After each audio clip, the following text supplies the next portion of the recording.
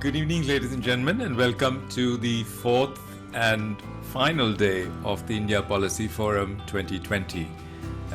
Those of you who've been with us in the past 3 days, I hope have enjoyed the tremendous fair in terms of analytics, politics, discussion, the political economy of what we are doing, all in some way or the other focused on the pandemic and what India and the rest of the world is going through.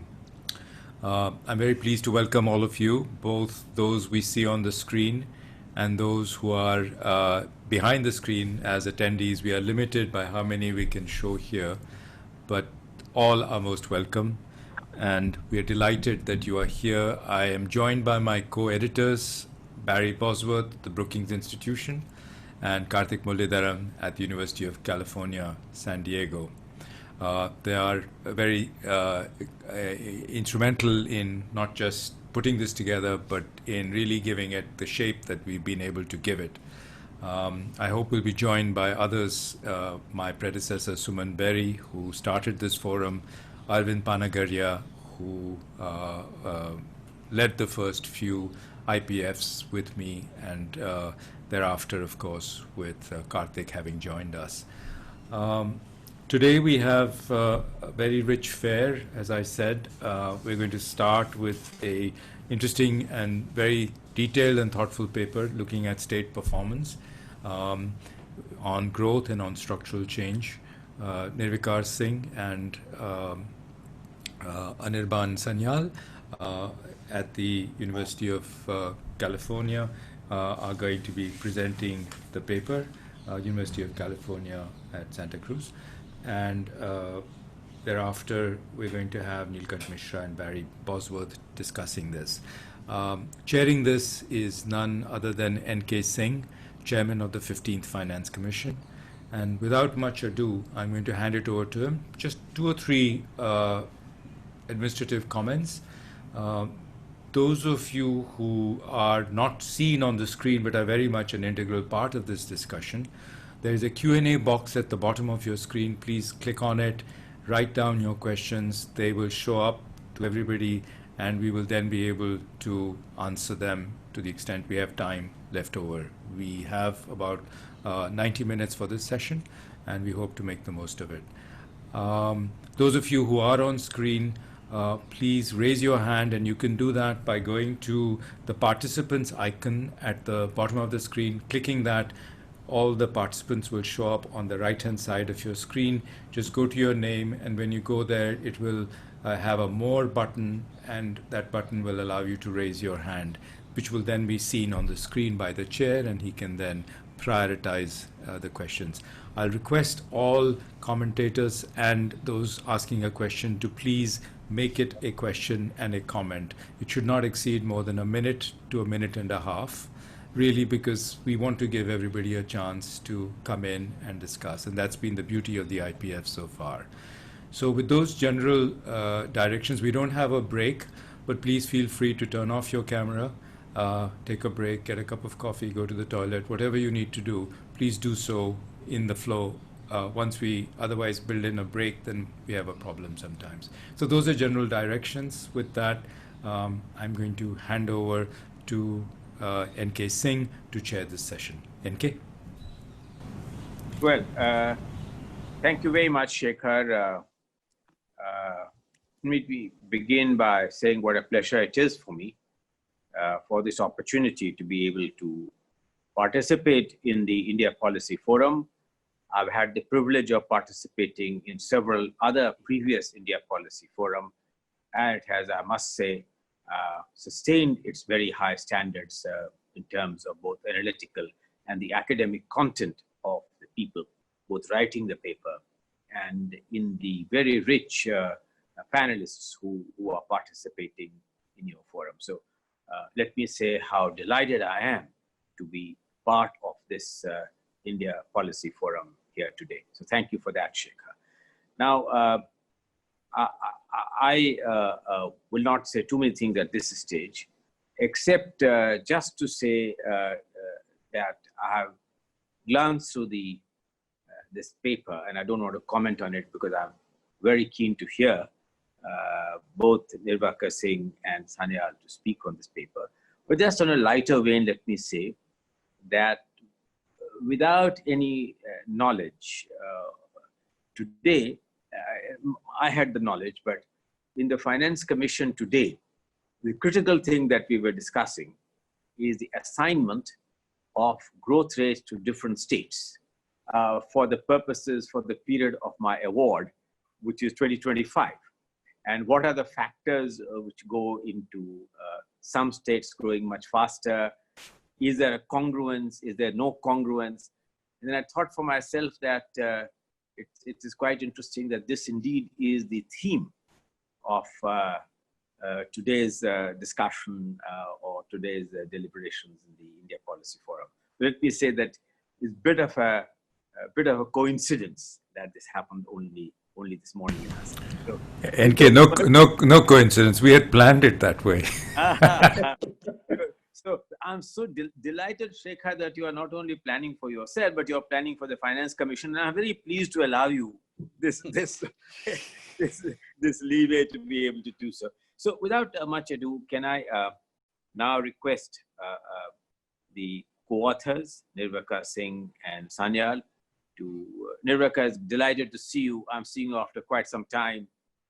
We haven't met for a while, but I'm glad to see you all looking well and keeping well.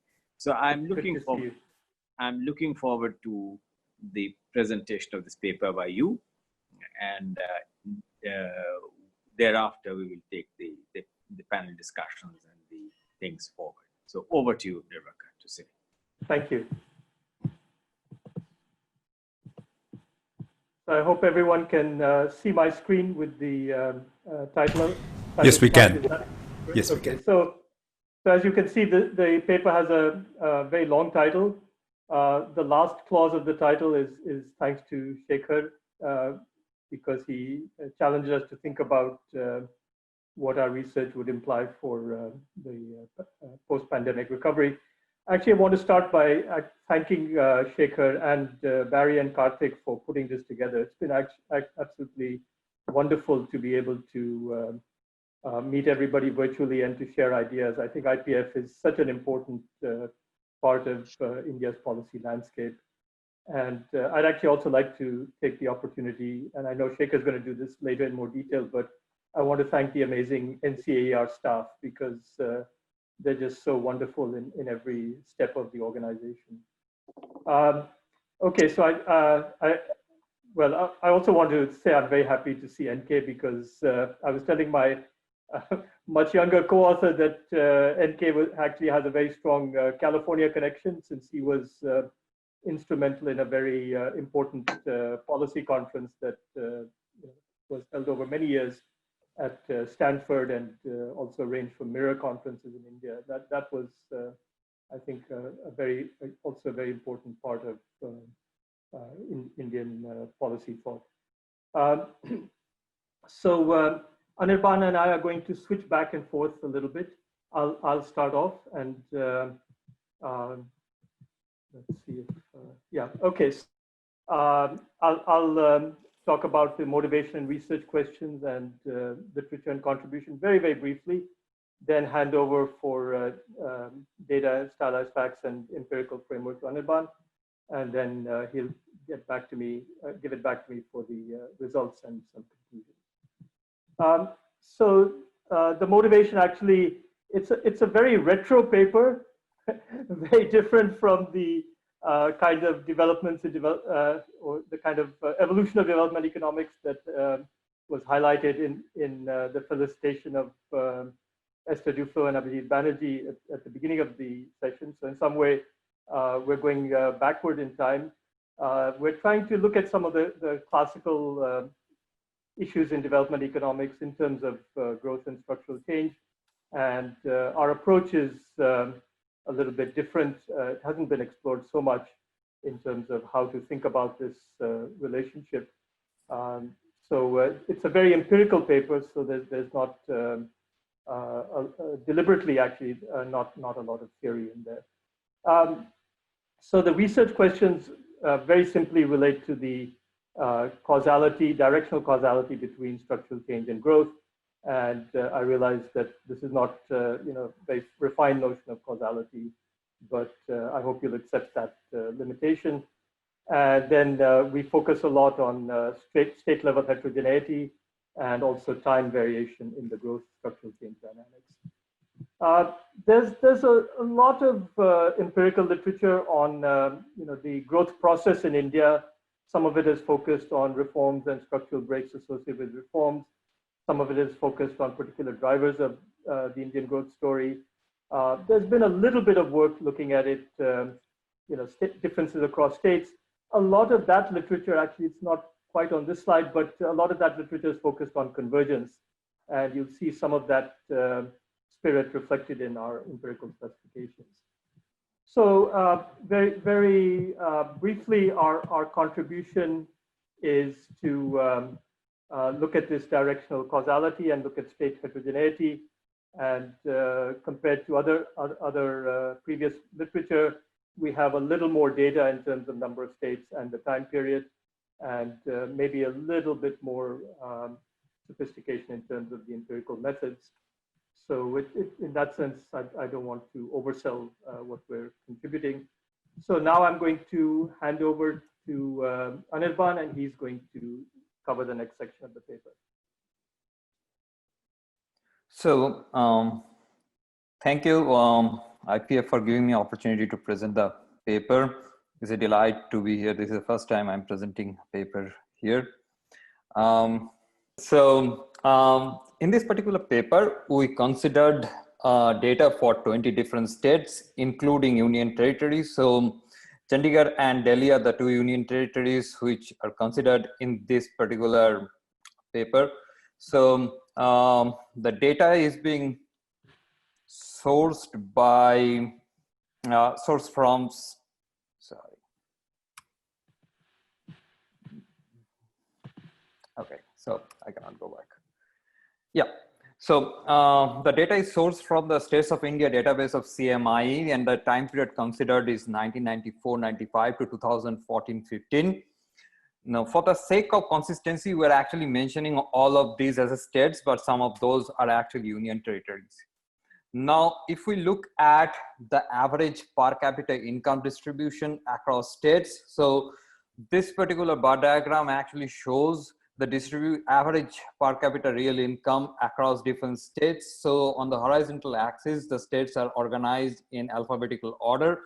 And if we look at the distribution, Bihar and UP are the two states which are at the bottommost level in terms of like real per capita income level, whereas Chandigarh and Delhi, these are the two union territories or states here who are actually leading in terms of the per capita income.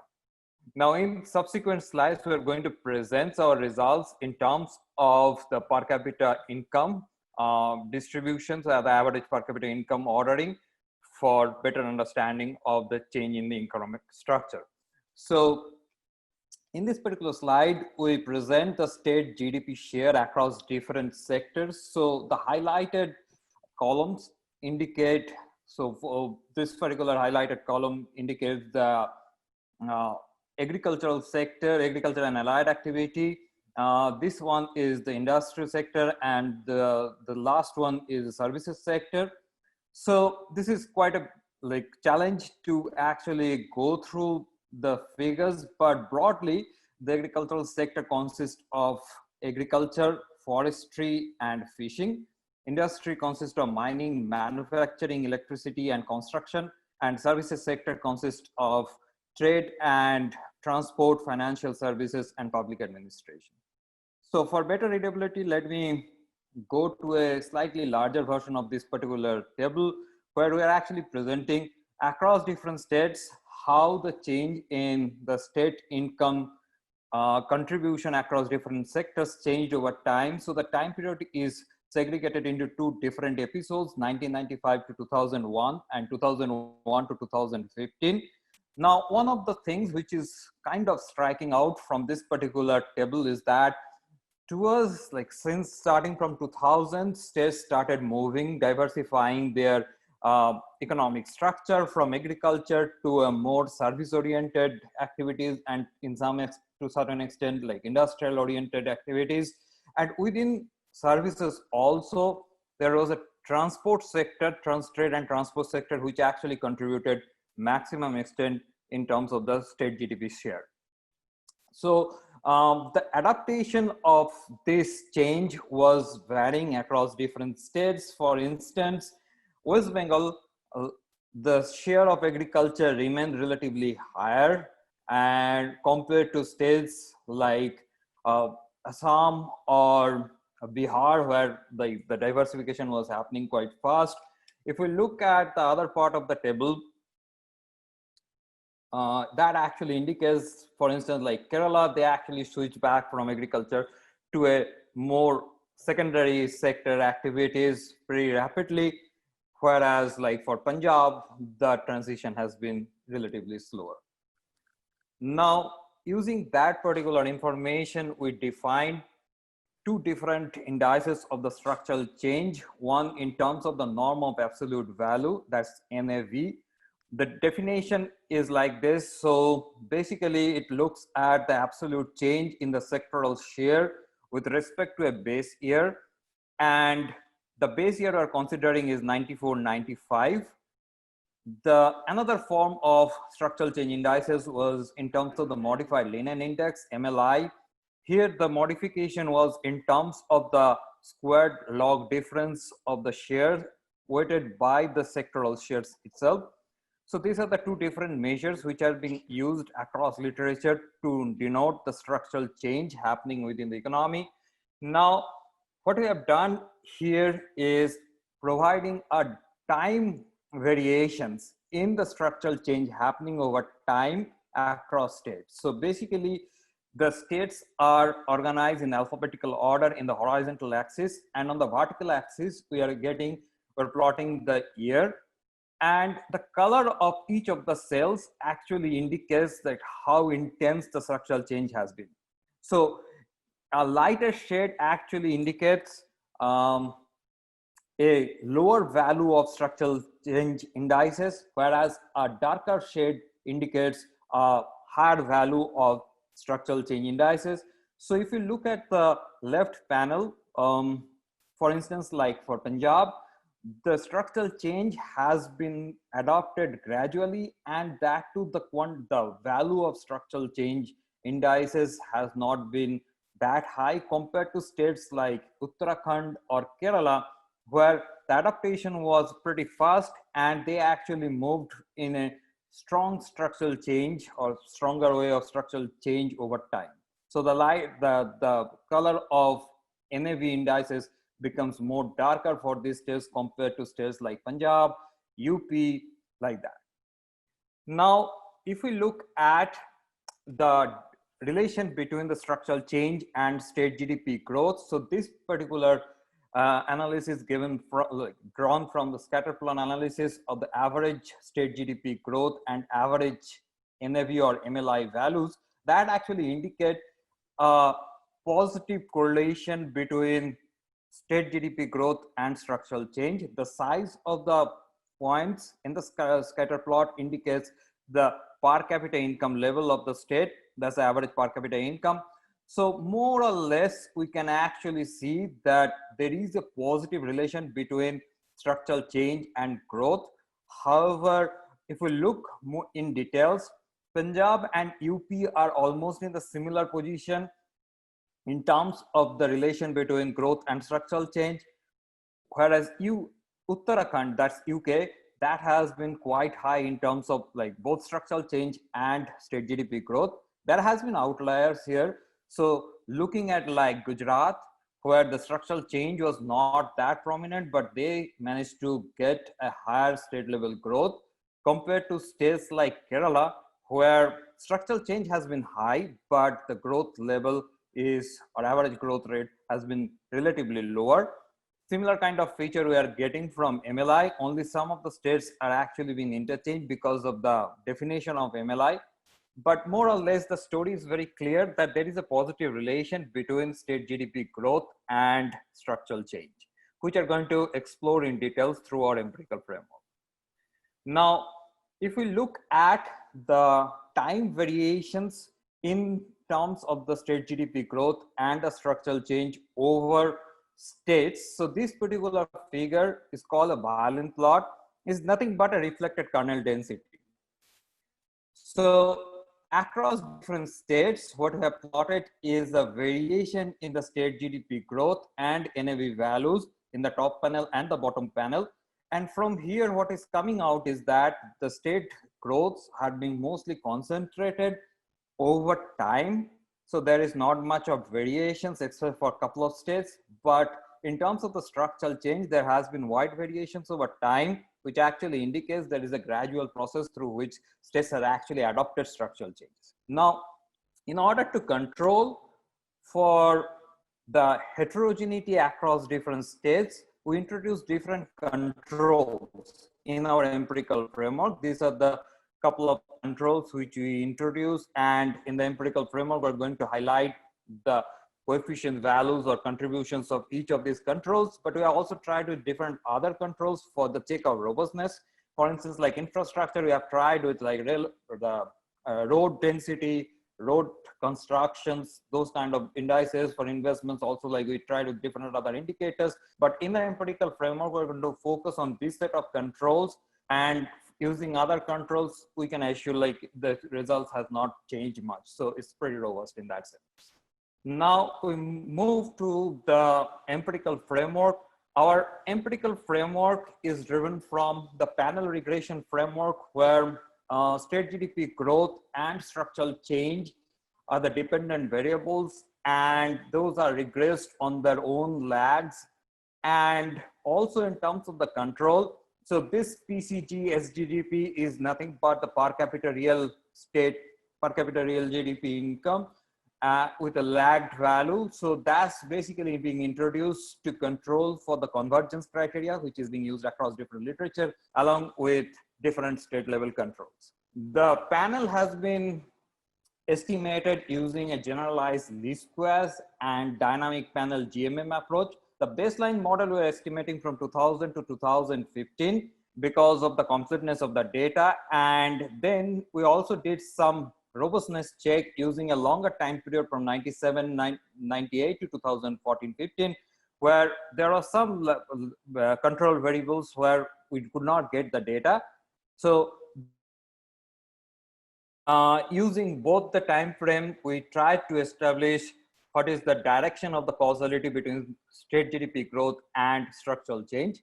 However, we should keep in mind that the panel regressions actually assume that the trade-off or the contribution between structural change and growth are constant across states and over time, which is a restrictive conditions. So in order to reflect that particular constraint, we introduce a time variation in the coefficients of the regressors, both the lagged values of the growth and structural change, along with the controls across different states. So the time variation, the time dynamics is coming from the fact that the parameters are actually evolving through a random walk model to cater to the structural changes happening overall in the economy. This is from Bernance's paper. And then the stochastic volatility we are modeling through an arch kind of structure. So this kind of framework actually gives us a freedom to actually assess the impact, the variation of the impact over time as well as over state. So this equation is actually estimated for every state over time. And similar kind of regression we also devised to understand the impact of growth on structural change. The time dynamics remains exactly the same. So we use a Bayesian approach for most specifically is a following like Carter-Cohn's approach on Monte Carlo simulations to estimate this model. So I'm going to hand over. So next we are going to talk about the empirical findings. I'm going to give the control to Nirvikar sir for continuation. Thank you, Anirban. I'll go through the results pretty quickly. They're actually very straightforward. So here's the results for the panel regressions with a fixed effect model. And you can see here that structural change has a positive effect on state level growth. You can also see that there's a kind of reversion to the mean in terms of state level growth, negative coefficient here. There's also a convergence type effect here where the richer states tend to grow slower. And here we see a human capital variable having a positive impact, and that's not that robust. A couple of other things to point out. We see that the national growth level has a positive impact on state level growth, which we would expect. And this is quite interesting, where our measure of factory growth from ASI data has a strong positive impact on state level growth. And this is worth remarking on, because you have to remember that our structural change measure is very sort of atheoretical, right? All we're doing is we're looking at this distribution of the shares across the economy and constructing this mechanical measure. So it's different from structural change measures like Macmillan and Roderick, which build in a productivity improvement into the structural change measure. So in some sense, this is saying that, yeah, there's something to industrial development beyond just movement among sectors. And of course, we have state and time fixed effects. So this is the causality in the opposite direction. And again, we see that growth affects structural change. And some differences are that actually the richer states tend to exhibit more structural change, and structural change is more persistent. We have positive coefficients here. But factory growth, again, is important in structural change. But here we see, for example, that the national growth rate doesn't affect structural change. So these results are pretty similar when we do standard Arellano bound GMM. Some of the magnitudes are different, but the signs are significance is all the same.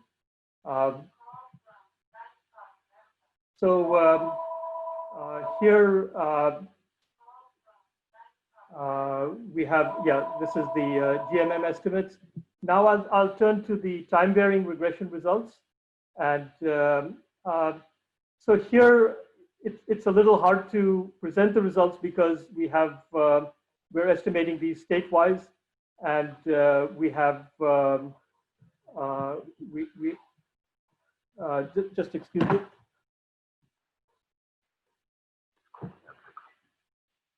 Yeah, sorry. We have so here you can see the this is the coefficient of structural change affecting growth, and since we have one coefficient for every state for every time period, what we're reporting is the median coefficients and the spread. And here you can see the same kind of results in the sense that the medians are positive, and there's some variation across the states, but the results are broadly similar. Similarly, well, this is just the lag growth, and this is the time pattern, and we've grouped them by states, so you can see for the 4 poorest states, then the next 4 poorest states, and so on. And here, I guess what I want to say is that you can see some of the time variation. There's a fair amount of difference across the states, and there's not necessarily a lot of similarity even when we cluster the states by income levels. So let's see. So this is the opposite regression, opposite direction of causality, and again you can see that state level growth has a positive impact on structural change. Again, we see that the medians are all positive, and there's some, the distribution does tell us that some of the coefficients change sign, but it's not that important. So this is just the impact of structural change, lag structural change on itself. Again, we see the medians are all positive. So there's broad consistency here with the panel results. And again, I think the message is that there's a fair amount of time variation. And we don't have, we don't have detailed enough data perhaps to say why this is going on, but what we're saying is that there's a lot of heterogeneity here over time and across states that requires some further analysis and thought. This is the impact of the controls in the time varying regressions, and here what I basically want to say is that the results are less robust in terms of comparison with the panels. We have changes in sign across the states, and we also have a much wider range. And so the results for these controls are don't carry over so well from the panel regressions. I should also mention that here we left out the other controls. We just have per capita, state GDP level, and national growth rates. The other variables, we didn't have a long enough time series to include them for this particular purpose. It's a pretty small degrees of freedom, so one should take these results as giving some again just some impressionistic patterns, if you like. These are slightly different graphs. This is individual states, but what we're showing is the time varying impact of structural change on growth, where we have no controls, either of the two controls in terms of per capita income level or national growth rate, or both of them. And you can see that in some of the states, actually, it doesn't make much of a difference. We see a pretty similar effect, whether we have these controls or not. In some of the other states, though, you do see some difference in whether you have the controls or not in these in estimating the impact of structural change on growth. So again, there's one graph for every state. Again, you can see that there are basically heterogeneity across the states is what I want to emphasize here. So I think this is yeah. I think we can always come back to looking at some of the individual pictures, but let me wrap up here and give myself also a little bit of time to make some speculative policy, provide some speculative policy thoughts.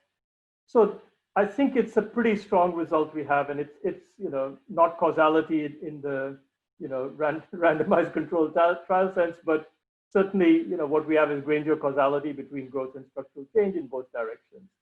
And I think that is noteworthy, especially because our structural change measure is completely atheoretical. It's not building in any idea of moving from low productivity to high productivity sectors. That aspect is captured in the fact that we have a positive impact of factory growth on both growth and structural change. And that's, I think, a very, just reinforcing a very classical idea of development as industrialization. Then I think another major conclusion of our paper is that there is heterogeneity across states. And what we see is, I think some surprising economic differences in economic structure. So, for example, if you go back and look at those earlier pictures, you see some interesting differences. For example, between Himachal Pradesh and Uttarakhand, both hilly states with potentially depending on agriculture, but very different patterns of growth and structural change. I think the Punjab-Himachal Pradesh comparison is also very interesting, especially from my perspective. What we see is very weak structural change and growth in Punjab. In that sense, Punjab looks much more like Uttar Pradesh, even though it's at a different income level. And Himachal Pradesh, on the other hand, or Uttarakhand, are doing much better. Now, is this because of those states having higher value-added agriculture? Is it because they're able to tap into markets in a way that Punjab is much more locked into the wheat grain PDS? I think these are interesting things to think about. I think another important observation is that the correlation between the state growth rates and national growth rates with all these other controls is quite different. So I think that may tell us something about how the states will recover after this big macroeconomic shock that we've observed. I think it's hard to say. I don't want to, besides the fact that our data, ends in 2015 and it's much more aggregated, it's hard to draw too many strong conclusions about the patterns of post-pandemic economic recovery. But I think what we're pointing to is that I think each state is going to potentially respond differently, and its past patterns of structural change and growth might tell us something about how that response will be, and also about what policymakers might do to affect that response. Now, in particular, if you remember from the one of the tables that Anirban showed you, that one of the aspects of structural change has been not just a growth in the share of services, but in particular in trade and transport. And if we think about the impacts of the pandemic, one of the main disruptions is to trade and transport. So I think that is going to be a general lesson for policymakers, and it might affect some states more than others. For example, if a state like Himachal Pradesh is serving urban markets in different parts of India, maybe if it's Delhi, that is going to be easy to handle, but more long distance trade and transport networks might be more disrupted. Anyway, these are just speculative policy thoughts. I think another example is I think if you go back and look at the pictures again, you'll see three of the poorest states, Bihar, Madhya Pradesh, Uttar Pradesh, have very different patterns of interaction between growth and structural change.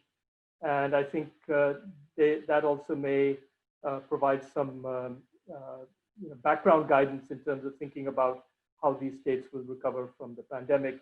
And of course, there are issues like migration and so on, which are not in our data, but how that labor market is going to adjust after the pandemic.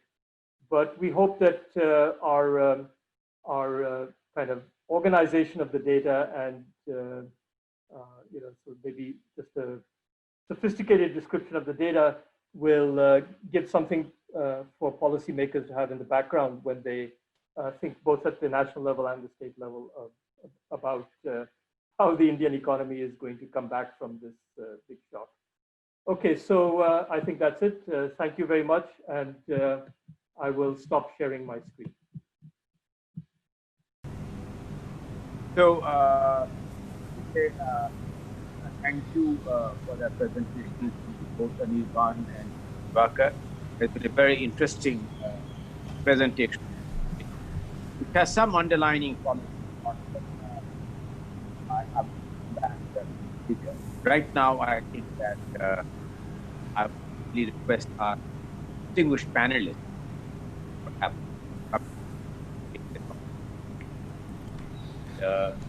So first, I think I follow Neelkanth Mishra. No, NK, we are going to switch the order around, and Barry will go first. Neelkanth has been held up in a meeting that he could not turn down. And so Neelkanth may actually be joining us a bit later, and we may enter into the open discussion as well. As I said, this was a meeting he simply could not say no to. Fine. So Barry, I guess, would be the... So then can I request then Barry to come? Barry. Okay, thank you. I assume you can hear me okay? Yes, we can. I guess I'd start by noting that this issue of structural change is one of the oldest subjects of economic growth. In the earliest literature, the sector composition of output and employment was related to stages of growth, both by Kuznets, Chenery, and many others.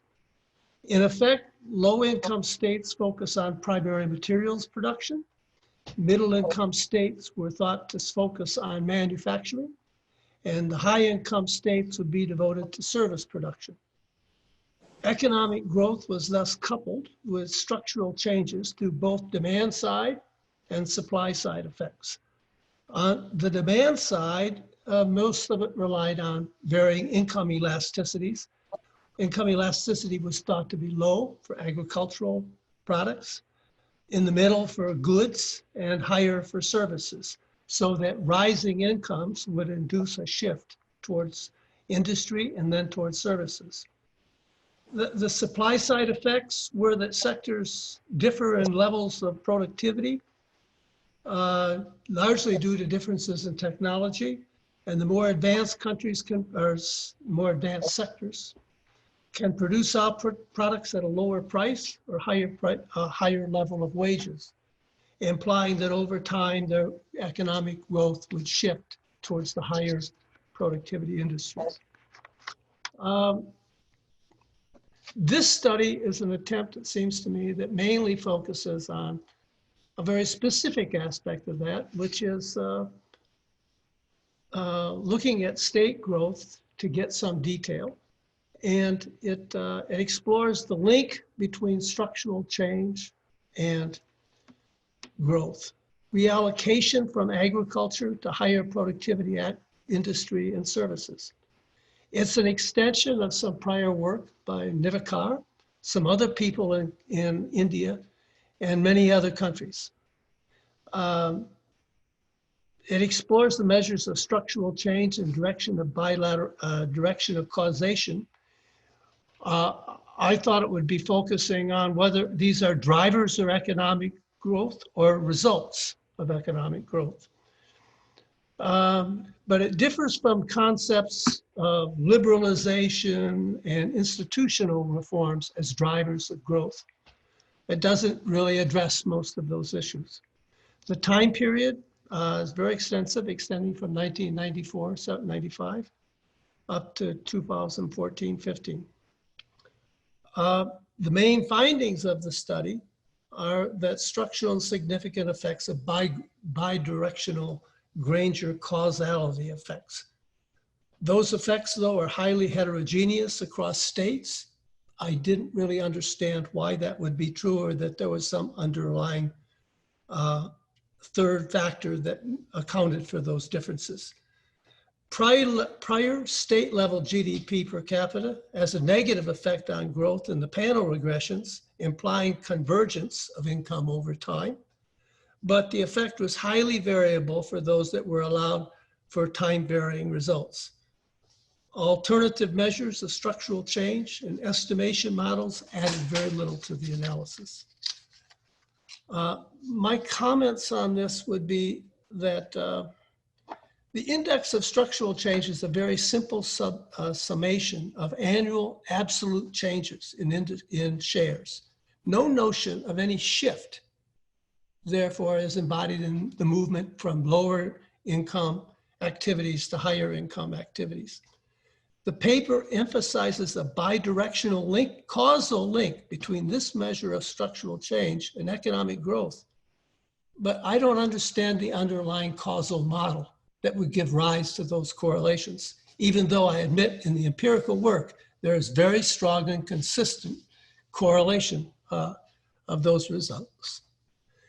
My major concern with the results goes to the problem of endogeneity of growth and structural change, the fact that both are occurring at the same time, but they're probably driven by third factors.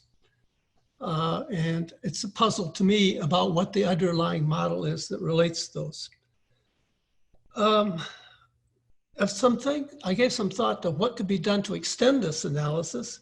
One of the big things I would like to have seen is what is the contribution of within sector growth for each state compared to sectoral change? Is sectoral change a big contributor to growth? In other words, the movement of people from workers from one to another. One way to extend that would be, can the sectoral changes be measured in terms of a distribution of employment instead of distribution of output? We're kind of interested to know where people are moving, what industries they're moving, not just the changes in output distribution. The reliance on absolute changes in shares ignores the issue of whether or not the structural change involves the movement of workers to higher productivity jobs. You have no measure of that.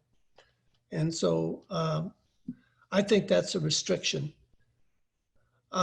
Ultimately, what the results of this are important for is to what extent can we move people from low productivity sectors to high productivities in a highly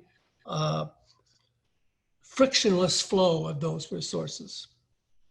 And what is the relative importance of broad-based accumulation of human capital and institutional changes in developing? More work could be done on trying to identify the drivers behind this growth process. But I really do want to compliment the authors for having used this data, developed a state level industry with surprising amounts of detail. I think it will be very useful in the future to try to look in more detail about what states are contributing the most to growth in India. Thank you. NK? Yeah, thank you very much. Those were very incisive comments, and some of them actually quite germane. Policy maker. That, but to some extent, on some of these issues, I think that Nirvikar has made famous. While I now move to the next panelist, Sheikh. NK Neelkanth is still on his way, virtually speaking, so he'll be here shortly with us. Why don't we take up the questions with the raised hands? Okay, fine, go ahead. And to the questioners, I request that to whom is the question, which panelist or which of the presenter the question is directed to. So go ahead. I'm not sure who was first, but perhaps let's start with Rajneesh. He's the farthest. Okay. Anirban and Nirvikar, thank you for a very interesting early morning presentation. I wanted to follow up on Barry's comments as to, you don't have any theory in the paper, but let me suggest something. Is there any effect of foreign portfolio flows? You mentioned transportation and other things along those lines, but different states have a lot of different exposure to portfolio flows. Also FDI, that would be one thing. And I would think, given these income elasticities, that large part of the growth differences over time would come through services rather than agriculture or manufacturing. I just thought if you had any thoughts on that. Okay. Next one. Should we just go up the list? How about Suman Berry? Thanks, Shekhar, and thanks, Nirvikar. I must say some of the empirics was beyond me, but let me just try and get some of the intuition. And again, following on what Barry had to say, I hope I can be heard. So, I'm associated with Bruegel, and Bruegel means that I'm thinking about the EU a lot of the time. And so the diversity in Indian states is quite reminiscent of the EU. And I think it's arguable whether we are more of a single market or less of a single market than is the EU at the moment. The real question is that if the growth process in India is in part driven by, as it were, gains from trade and the benefits from exchange, would you expect, everybody to follow the same pattern of structural change? Would you expect specialization? Because so much of what this government and its predecessors have done have been to try and bring India to become a single market, GST, but also the infrastructure investment. Would you at least want to suggest a prior against which we see what is happening? Because the underlying priors basically convergence, and that has certain implications about, as it were, technological diffusion. I just don't know how to reconcile technological diffusion with the gains from trade. Rajeshwari? Thank you. I want to congratulate the authors. I think it's a very, very interesting paper and also a very interesting econometric analysis. I just have a couple of questions primarily to do with the econometrics. And so when you're doing the analysis using some control variables to explain the growth, I thought that there are some omitted variables that you might consider in order to avoid the bias in the coefficient. So for example, financial development state-wise might play a very important role, as well as public spending. There is data in the CMIE states database on public finance. So some kind of a proxy on public spending and financial development might be very useful, as well as state-wise data on exports. There were some comments about trade. That's something that you might want to use to see whether that helped in both the structural change and the growth process. And I didn't see any indicator for health. And I think there is data on fertility rates as well, which is a very classic control for growth regressions. So that's also something that you may consider using. So these are, I thought these are some of the omitted variable problems that the analysis is suffering from. The second point I had is, and this is completely thinking out loud, I wonder whether it will make any sense to say that what are the existing shares of agriculture, industry, and services in these states? I mean, for example, a state which is already at some level of industrial development, is it easier or more difficult for that state to achieve further structural change or leap on to the next stage of services? I think that may be an innovative angle of looking at it, given that in India we have done a bit of a jump from agriculture to services. And the third, which is a minor clarification, is that there are some states which are newly formed, or rather they were carved out of the existing states. And I wonder how you have dealt with that discrepancy in the data. For example, states like Jharkhand, Uttarakhand, Chhattisgarh, etc., which didn't really exist at some point of time, and they were just carved out of existing states. So that is just a clarification question. So thank you so much. NK, your camera is off. You're on still, right? Oh, yes, I can. I just put the camera. On. Should we take a few more questions, or should we let Nirvikar and? Let me try and answer. All right. I think that's better. And then we can take another batch, and I'll answer first, and then Anirban can come in with his suggestions. So let's see. Boy, I was focusing on the screen and what people are saying. I didn't take notes, but I think I can give some broad answers. So let me go backwards. So Rajeshwari, thanks for your suggestions. We'll try a couple of those controls. We did try bank branches and didn't get anything. So for financial development, that was one of our thoughts. I don't remember if we had tried anything for health. Surprisingly, some of the problems we had were that we didn't have consistent data for a long enough time series, which is again a reflection on the sort of spottiness of state level data, and even there's a lag with getting that data. And the other point you had about there's one other thing you said about the we use data which was adjusted for changes in state boundaries, so that it's been backcasted, so that has been dealt with. So actually, I want to kind of respond to Barry and Suman and Rajneesh to some extent together, and in some sense, I have to say that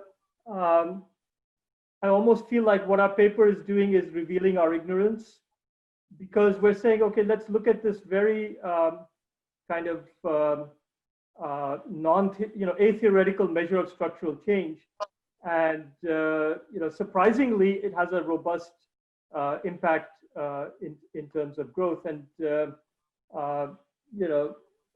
we've done whatever we can in terms of varying the econometric approaches, and it seems that sort of positive feedback loop between this very sort of a-theoretical measure of structural change and state level growth seems to survive those econometric tweaks. And I think it does suggest to some extent that, I mean, this is, I think, relating to what Suman was raising, that, you know, the way that states develop doesn't have to follow that sort of, you know, classic path that Barry was describing. You know, you go from agriculture to manufacturing to services. And I think that's something to keep in mind in thinking about, you know, Indian development and also state level development, that each state might have a different pattern of development. I mean, for me, it was very interesting to see, for example, the differences between, you know, Himachal Pradesh, Uttarakhand, and Punjab, you know, where they're all in the north, they all have, you know, some you know, significant presence in agriculture, but very different performance. So, but then, you know, to understand what exactly is going on, I think, you know, what this is saying is you have to look a little deeper, and whether the data is available to understand that, I'm not sure. I do want to answer Barry's point about, you know, the fact that he wanted to see, you know, labor productivity increases and employment and so on. You know, we started to do that, but then again, we found that actually getting that data on an annual basis it was difficult for us to get enough data to line that up with what we wanted to do in terms of, you know, having enough states and enough of a you know, enough of a time series. But it's certainly on our to-do list. I'd like to say that I think the inclusion of the factories growth variable really captures some of that, because it says that there is some of that classical you know, effect driver of growth in terms of factories growth, even after controlling for this other structural change measure. So what I'd like to argue is that the, you know, Macmillan-Roderick approach to structural change, which sort of builds productivity growth into the structural change measure, kind of combines two different things, and we're in some sense separating those out a little bit. I realize that that's kind of a weak story, and I think ultimately it would be good to say look at, you know, both methods and see how they compare in terms of understanding the growth processes. Let me just did I miss anybody? I'm sorry if I missed any person or question. I'm sorry. Anirban, do you want to add something?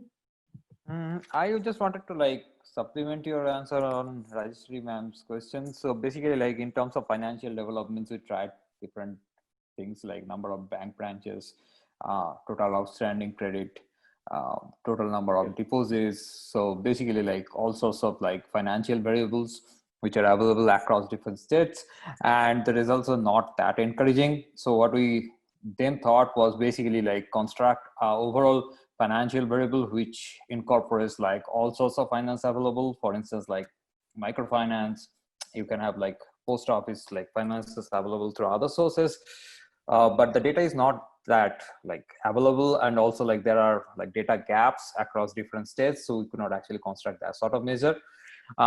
In terms of the health, like we have not actually incorporated anything, so we'll like certainly look into it. And then, yeah, public finance is something which you also try to have not reported that in the paper, because like there are lots of results, and if we incorporate those, like results are not actually changing that much. So we thought like we'll hide the results for that, like we're not going to report those. Regarding the question on the foreign portfolio flows across different states, we have not looked into that aspect in this particular paper, but yes, of course, like we can like definitely go back and check that. So that's a great suggestion. So apart from that, like I don't have anything else. NK Neelkanth has joined us. Would you like to call on him now? Yeah. So Neelkanth, Yes. you caught up in another important meeting, I'm given to understand. So Yes. that's fine. So other panelists have spoken. I'm glad and delighted that you have joined. Would like to make your some of the comments or observations at this stage. Neelkanth. Thank you, sir. And apologies to the authors and the audience for turning up late, but in that meeting is actually still going on, but I've put myself on mute. So I think it is I think that the attempt that the authors made in the paper was very, I think I would say, ambitious one. It is not an easy problem. It is very challenging, in fact, to summarize the collective economic performance of a sixth of humanity over 20 years into just 30 odd pages. And one of the reasons this is not attempted is that, and the Delhi-centric view of the Indian economy continues, is the difficulty of the problem, right? You know, if you're looking at not 30, 32 provinces, but even 20, as the authors have done, there are just too many variables. And to then streamline and come up with something which is tangible and can be easily explained in a short amount of time is very challenging. So even as, you know, economists in many developed nations are analyzing why particular cities thrive, whereas others not, we have seen a complete lack of analysis on subnational growth patterns. Whereas, as the authors very rightly say, it is, you know, at least they're trying to go beyond simple per capita GDP growth analysis. I actually firmly believe that the reason India disappoints the optimists is the persistence of this Delhi-centric view. And the reason it disappoints the pessimists is that the states and individuals continue bringing about change nevertheless. And I'll explain that a bit. So like the observation of trade and transport growth that authors make, both at a national and subnational level, reflects a significant improvement in rural road networks, particularly, I think, within states. So it's a commendable attempt, I think. They took on a very important problem, I would say the important problem in economics, which is what drives growth. Given the scale of the problem, they focused on looking at only structural change as a driver. So in a way, this makes the bite size more manageable. In the limits that they've defined, I think they have been quite thorough and objective. The analysis is made without, at least it didn't seem to me, without any biases or preconceived notions. And some of the confirmatory, maybe it's a bias in my view as well. So like, you know, while it was an incidental finding that on growth convergence, this is very interesting. In fact, with Mr. Singh's Finance Commission as well, these are very important considerations which drive, you know, how sensible is it and how should the horizontal devolution of funds be taken up. It's also good to see confirmation of persistence of structural change, that some of the changes keep happening, even as growth is volatile. But as they rightly conclude as well, the analysis did not turn up any surprising conclusions. So other than some evidence of bidirectionality between growth and structural change, there isn't anything else that really comes out. And I've tried to explore perhaps how it could have been improved, or it can still be improved with some changes. So the first is the choice of structural change as a variable, you know, as defined by changing mix. So while this has made the analysis more doable, I'm wondering if it could have been looked at with slightly broader prism, so that conclusions could have been more useful. So the change in mix of GDP is an important indicator of growth, as they found. But is it a driver of growth? I mean, what really drives what? If the objective is growth, by using shares, are we losing out on some measure of absolute growth? If, say, law and order or administrative quality is the change, wouldn't everything rebound? So, I'm quite biased by my home state of Bihar, where, you know, simple change in law and order, and I'll speak some more on it, actually had a meaningful impact on growth. Or you take Madhya Pradesh. I mean, it's been an absolutely stellar performer, an outlier in terms of agricultural growth, with commendable changes in irrigation. So all of these things have happened to make the agricultural rebound happen. Irrigation, procurement, rural infrastructure improvement, like rural roads, electrification of households, penetration of computerized service centers where farmers can go register, land record computerization, crop procurement. So all of these changes have happened to make growth in MP revive, and the mix of agriculture actually has stayed constant.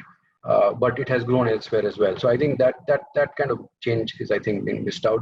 But take Jharkhand. There has been an observation that there's an increase in agriculture share. This itself is an increase, I think, that should have deserved and it deserves a bit more of analysis, bringing out more nuances and policy implications. So, for example, earlier in Jharkhand, all fish came from Andhra and all eggs came from Tamil Nadu. But now, if you go to do your shopping, and my hometown is in Bokaro, I mean, you can find local eggs and separately kept from Tamil Nadu eggs, and local fish kept separately from Andhra eggs as a fish. Same in Bihar. So I think some of these changes are important, and even as the drop in the value of iron ore or steel, or even say of coal, which Jharkhand has abundance of and used to dominate, those values have dropped. There are other changes that are driving growth in the state. Same with Rajasthan. So in fact, in the Violin charts that are dropped, and very interesting charts, the sharp divergence could also be a reflection of the big changes in the fact that the development of cairns, oil fields, the changes in the price of zinc, because Hindustan Zinc has ramped up from nothing to nearly 1.5 million tons of zinc and lead production in Rajasthan. So and how the global commodity prices have changed. So I think there are many other variables. If I look at just infrastructure, I think expanding the set of variables may actually have helped. So while railways has been tested, I think it's one of the things that has moved the least, right? So railway infrastructure has moved among the least in the country. There seems to be some testing that the authors have done in the appendix, some charts, but when we look at road density, I'm not sure if this included rural roads. Rural roads in our analysis and research have completely transformed the economy, not just the agrarian economy, but also it changes labor mobility, healthcare, education outcomes, etc. Household electrification, per capita electricity consumption, irrigation are also, I think, important indicators of infrastructure. So is law and order. I mean, like, in the extreme case of Bihar, the improvement in law and order increased the number of hours that people can work for. And I think that has meant a lot of growth in economic output. There is also the issue of migration, right? So if you think about Bihar, I think it's an extreme case, so I think there are important examples. Why is it that services growth in Bihar is so high? I mean, if people say, oh, it's all telecom, but how are they able to pay for telecom if they're doing nothing else? And I think remittances are a very big factor. So, the fact that there is nearly 1% of GDP worth of economic income transfer that happens just to 2 or 3 states. I'm talking about national GDP. These are very broad estimates, but I think these factors have also led to the growth in some of the states. And these are variables that I think can have importance. There's also a fiscal issue, and maybe because I'm biased, because I've worked with Mr. Singh in the FRP and Review Committee Advisory Council, as well as now in the Finance Commission. But the fiscal issues are very important for growth. So in any such study, which is actually geared to or intended to look at government action or to influence it, I think state deficits, of course, are in practice capped by the center, but it does not prevent states from tapping into new revenue sources or improving their tax compliance, and then generate more funds that then they can deploy into several other factors. There are some variables which have been included, like education enrollment. I mean, if it is primary education, I mean, other than the the economic impact of the education itself, of the employment of teachers itself, I don't think it's something that can be expected to affect economic outcomes very immediately. It'll show up with a lot of lag. If it was tertiary education, college education, I think those may have actually, or even say ITIs or technical institutes, they may have. Similarly, investment intentions data, I think, can be quite misleading. This is not just due to the lag with which it impacts activity on the ground. And so therefore not surprising that I think the authors have said that they didn't find much of a correlation there. So if the outcome of this was to be, is to be some prescriptions and to find something that policymakers can chew over, I think expanding the list of variables may actually have helped. There are, of course, clearly some data issues, and so I'll end with that. So data is a limitation. So, for example, if you see, you know, the Violin plots, you know, the splits, you know, changing GDP series can sometimes change the mix, because, you know, as in a largely informal economy, every 5-6 years, the GDP base is reset, and the mix of industry services, and something that happened in 2012 very famously at the central level, where a lot of manufacturing services was earlier part of services that moved back to manufacturing. So those kind of changes can actually shift, and I suspect that that kind of adjustment has not been done. It can actually have a meaningful impact on structural change that the authors are trying to map. And lastly, a very minor sort of addition that can be done. You know, the heat maps, as we see in Figure 2 and Figure 3, actually Figure 2 and Figure 3 shows it clearly.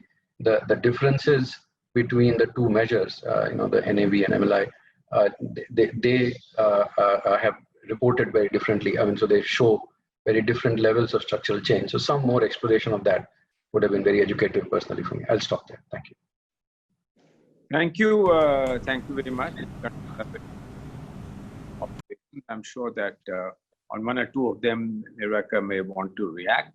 But one way, Shekhar, I suppose there are still many who have raised their hands for questions.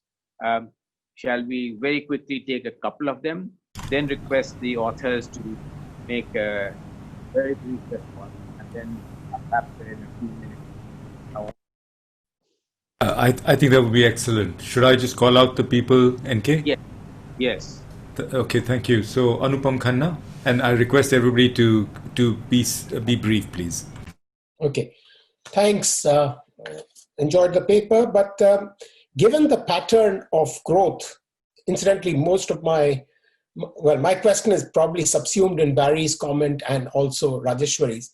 But given the pattern of growth in India, especially the big differences in the sectoral growth patterns, as well as limited structural change, other studies have shown, such as Danny Roderick, I think structure itself, the level, not the change of shares, is probably a big explainer of growth. And, you know, where manufacturing services and virtually negligible growth in agriculture over the past over the period especially. So capturing that would be necessary. I don't think it gets captured if you just do fixed effects, state level fixed effects. You have to actually use those as control variables. So that's, have you done that, and what did you come up with? Second part, I'll just say that there are three other areas where I think the paper could be improved. One has been mentioned, human capital. It's not health and education, but let me say that as work of Shekhar Iyer and others has shown, it's mainly driven by demographics. I mean, they projected that in the future, the Bihars and UPs will have more growth. Second, in India, construction is a very big, you have to be careful how you include it in the sectoral and structural change pattern, which both of them lead me to the fact that, to the point that in the whole paper, it might be better to look at employment shares rather than value added in GDP and structural change analysis. And also from a policy prescription point of view, even and going forward in the current context, if you couch the whole thing, not in terms of rupees or GDP, but in terms of employment shares, I think you will get more useful results. Thank you. Thank you. Next, who is it, Shekhar? It was Rakesh Mohan, I think. Yeah, very good. Rakesh, good to see you. Good to hear from you. Thank you, Shekhar. First, Nirvikar, I'm delighted that you're doing this work, and particularly that you're focusing on the old issues of structural change, development, and growth, which have received a backseat the last so many years in development economics. So number one, thank you for that. Two, just underlining points made by Barry and Neelkanth on really separating out the within sector growth effects from sectoral change impacts. And on the sectoral change, partly going on to what Neelkanth said, that if it's possible in the data, whether you can look at within sector structural change from lower value added to higher value added areas. And as Neelkanth mentioned, that just the shift, say, from cereals to higher value added sectors like dairy and fruits and vegetables, etc., might be useful to do, and the same thing could be done for manufacturing. Third, one general point on the impact of trade on growth. Now, in terms of states, whether you looked at the issue of whether landlocked states can be seen to be different in their growth pattern from non-landlocked states. We know, of course, a lot of the work by Jeffrey Sachs on Africa, etc. So I thought that is something that whether that would be important, whether anything comes out from that, particularly because the highest growth period in India is indeed associated also with the highest growth in trade, which is from 2002 to 12 or thereabouts. And finally, on financial variables, one of the reasons why you may not get enough traction on financial variables is because as far as larger companies are concerned, the credit to them goes to the headquarters, so it doesn't show up in any state-rated variables. That may be the reason why you're not able to get any kind of traction on financial variables, which would otherwise be important, I would presume. Thank you. Thank you. Now, if it is all right. One sentence comment. As someone said, much of the empirics went above my head. So practical suggestion on that. So you might think of writing a 5-10 page narration of what you're saying and what you're finding for chaps like us. Good. Shekhar, if that Yes. is, then do you think that I can request the panelists to make their brief observations on these things? We have a choice here. We have two more hands up. We could take them and then give a good 6-7 minutes to Nirvikar and Sanyal, if that's okay with you. May I then call on Raghu Kavale? Yeah, good evening. Thanks for allowing me to ask this question. Mine is more technology. I don't know, Neelkanth, if you're still there. Neelkanth has been my colleague in Infosys, and I'm more a technologist than an economist. I also teach, and we did a last term paper on health and per capita income. I think my question has already been asked by Dr. Rajeshwari.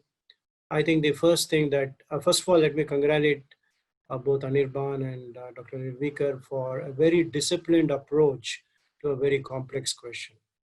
And any suggestions that I give are only just adding a little bit of sweetener to an already good work that you guys have done. The first one is on healthcare.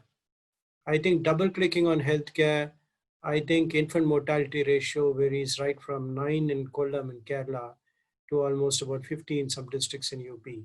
I think we really need to look at two basic parameters, IMR and longevity, to see how they affect various parameters. The second is basic healthcare, which of course affects this.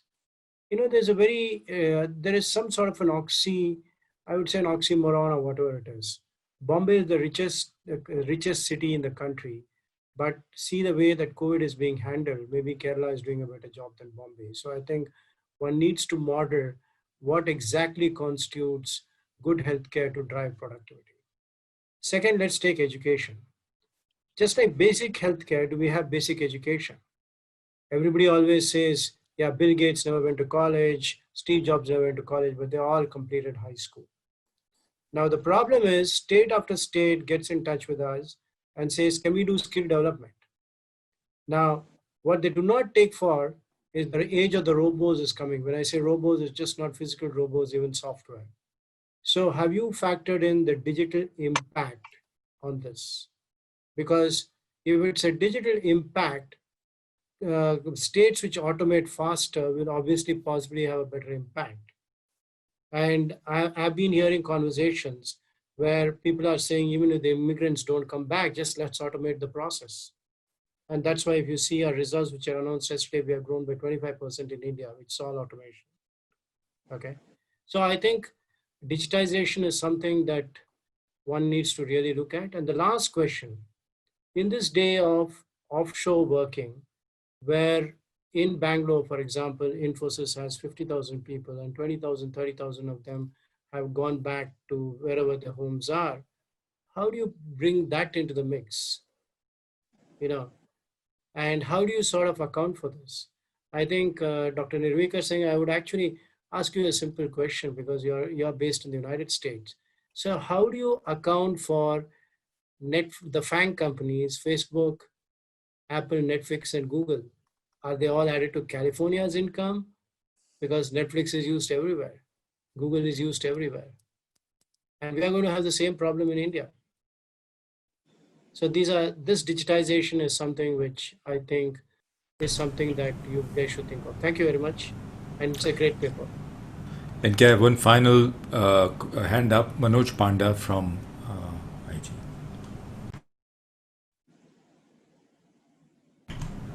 Manoj? Yeah, thank you very much. It was a very interesting paper and giving a somewhat different direction to the literature. I have a couple of points. One is the states are competing to get central investments to be located in their own states, and whether one can take into account the central investment in different states, because that leads to new urban centers, particularly if the investment is large. And that could be one of the drivers also, the urbanization itself. Secondly, some of the points made about infrastructure and other things. My own feeling is it might be better to have a composite index because, for example, road and rail, to some extent at least, they substitute each other. So a composite infrastructure index or even a composite social sector index, you have only one variable on each of them, and doing it somewhat better, more thoroughly, might add to the to some of the other area. But a last point is, you also mentioned that you have taken into account state investment ratios. I suppose, investment data at the state level, aggregate level, it is just not available. So it must be some other variable, either public sector investment or some other sectoral investment, which is possibly available in some other way.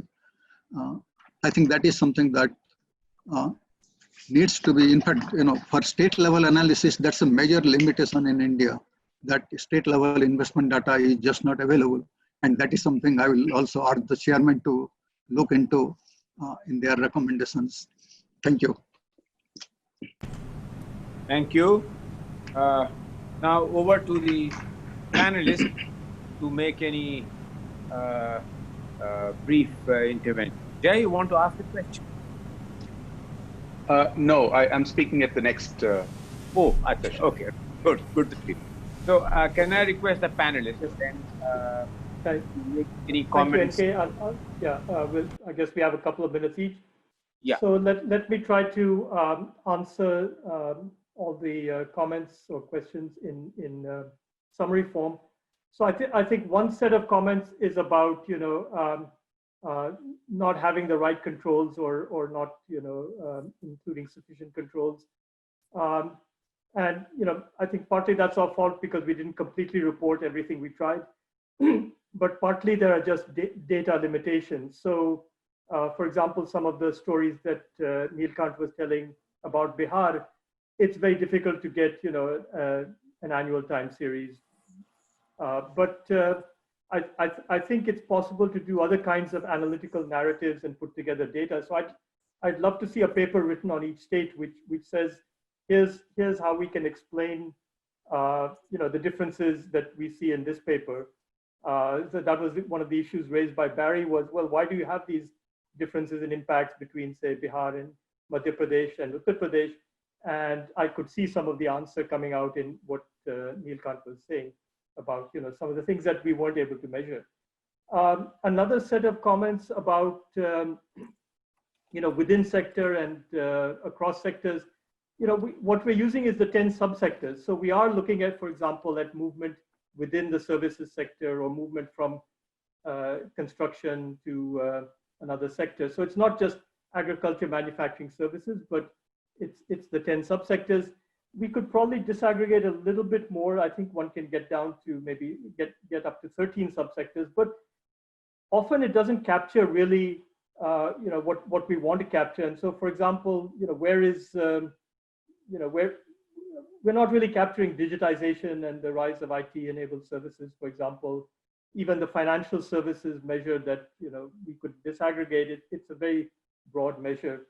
I do want to mention in terms of finance that we did try bank. This is for Rakesh. We did try bank branches, which is not necessarily headquarters driven, and that didn't really give us much.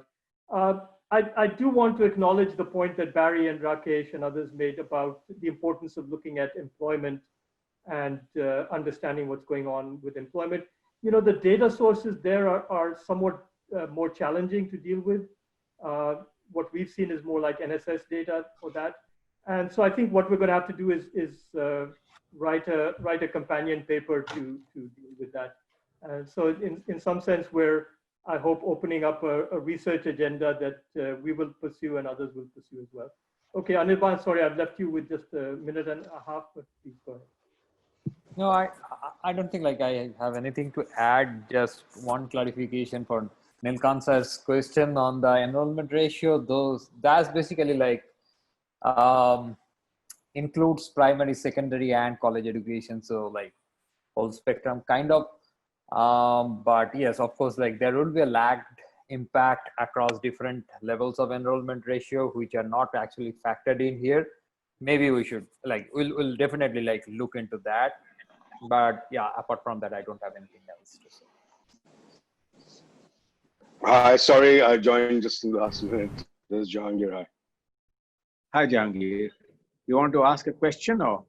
No, he's in the next session, so Oh, we'll preserve him for that. And but NK, you should take a minute or two or three, whatever you like, on your chair's comments, and then I know Bijay has a bit of a time constraint, so we'll have him go first in the next session. All right. Thank you very much. I want to make just 3 brief comments. First, let me say that I think that Barry raised a very important issue. Besides that are these drivers or are these consequences? Is structural change a consequence or is structural change a driver, which gives this kind of a positive correlation between growth and structural, which is the basic, which is really the basic theme of this paper. To Barry's question in regard to a certain typology in the growth patterns, I tend to agree with something that Rebecca responded, that the typology of growth need not necessarily follow that sequence. I have found, for instance, in disaggregated state level data, that some states have surprisingly, were dominantly agricultural states, instead of going into the tertiary, have directly gone into the services sector. So for instance, a state from about which Neelkanth talked about at some length, which also happens to be my state, the Bihar has gone from agriculture to services in a direct kind of a transition and has skipped that middle band. So that's something on which we need to take a view. In regard to the variables which are being used, yes, the issue of the human development sort of a stuff, I wish was inclusive enough, particularly since the last title of the paper is the issue of post-pandemic recovery. And in the post-pandemic recovery, leaving out some of the key variables of the health sector would be something which I wish had been done. Equally, I would say that while the list of variables can be enlarged and it can become a kind of a laundry list, but one of the very obvious things in the pandemic period has been this issue of migration and the issue of labor market, where I think that there is a synergy between this digital impact, or technology impact, which was raised also. That's something which must be recognized as we go forward in the recovery process, and in the post-pandemic recovery, one would want to see that. Now, there's just one or two more things which I just want to say very quickly. I'll do it in a minute. That the Finance Commission currently is grappling to try and see whether and on what factors can a convergence be achieved, recognizing the significant heterogeneity in growth patterns of different states. While we are not saying so, perhaps in our report, but in the internal working, we found that it is sensible to perhaps deal with the three categories of low-income states category, and that's not necessarily geographically coterminous. Otherwise, in the past, the hill states and the states of the Northeast have found a category. We found it was more sensible to look at the categorization in three bands between the high growth rates and the middle growth rate and the low growth rate states. So we are looking at what are the prompters of change which has resulted in this. Yes, I think, Nirvikar, if I may say so, I think you have very well brought out the dilemma of Punjab and Himachal. Indeed, without sharing anything of what discussions took place in the last 2 days in the Finance Commission, and since this is exactly the issue that we are grappling with, we found that among the states, Punjab has really exhibited a kind of the stagnation in its growth trends, which is quite extraordinary. In that sense, an outlier. Perhaps it failed to move out of the agriculture conundrum in a sufficient manner to exhibit. And surprisingly, the growth trends in Punjab have lagged significantly behind even some of the more poorer, traditionally poorer growth countries like, say, for instance, Bihar and UP. So what are the factors which will lead to a better convergence? Is seeking a better convergence a desirable national objective? Should it be our objective to try and see that the heterogeneity in the growth picture among states becomes increasingly homogeneous? And what would be the trigger which contributes towards creating?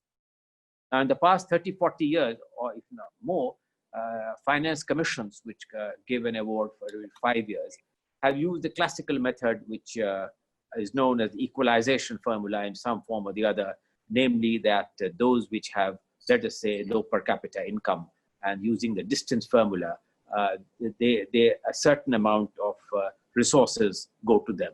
But unfortunately, although the devolution has taken place, these higher resources have not led to any evidence of convergence. So is the convergence a desirable objective, or would the states continue to be as heterogeneous as the picture turns out to be? And what would be some of the critical variables if one were to look for a greater equalization, namely the convergence among the states of different categories, if convergence per se is a desirable objective for a more balanced and perhaps a more inclusive development of the country? So I just want to end by saying that this extraordinarily rich paper, it is exceedingly educative. The analysis is very robust, and one can always, of course, keep improving on it. But certainly, listeners, I'm sure, and I personally have greatly benefited from the structure and the analysis of this paper, and some very, very important questions, which have also been asked by the very keen observations, including questions raised by Barry and questions raised by Neelkanth. So I want to conclude by saying that this comes at a very timely moment from my point of view, because this is the precise issue which the Finance Commission is currently in the last few days and the next few days will be grappling. So thank you very much for providing me this opportunity to be able to chair this important session and to listen not only to an enlightening paper, but very rich array of comments which have been made. Thank you very much. I bring the session. Thank you, NK, and congratulations to the authors and, of course, to all the participants for a very rich discussion.